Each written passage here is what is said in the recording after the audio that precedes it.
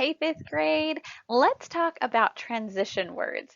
We've been working on some narrative writing skills. So, our learning target for writing this week is I can use a variety of transitional words and phrases to manage the sequence of events in a story. So, what is a transition word? Why do we need them? Transitions are important in a story because it shows the passing of time, a change in scene, or it connects different ideas. It really helps our story to flow nicely so that it doesn't feel very choppy from one idea to the next. A transition word can come at the beginning of a sentence or in the middle to connect two different ideas. Sometimes our transition words are single words like first, then, finally. Other times they're phrases like after dinner, in the morning, after a while, or on the other hand. Anytime you use a transitional word at the beginning of a sentence, you need to have a comma there. For example, after dinner, comma, Sarah drew pictures. This is a very long list of some different transition words that you could use. Some that we use very often, like order words, first, next, then, last.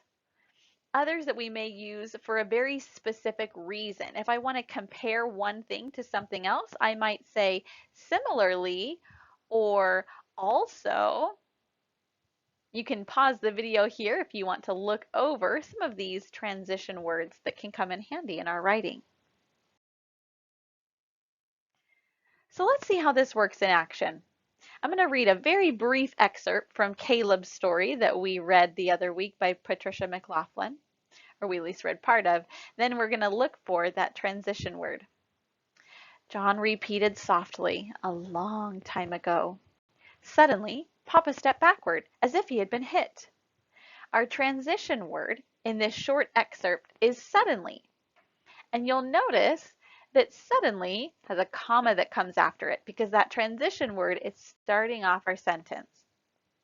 This isn't the only word that we could use. We could replace suddenly with a phrase, all of a sudden, or without thinking, comma, Papa stepped backwards if he had been hit. Both of those would connect between what John had said to Papa's reaction. And that transition word, Patricia McLaughlin chose suddenly, really helps this smooth in from one part to the next. So as we practice our narrative writing skills, keep those transition words in mind to help your writing flow from one idea to another.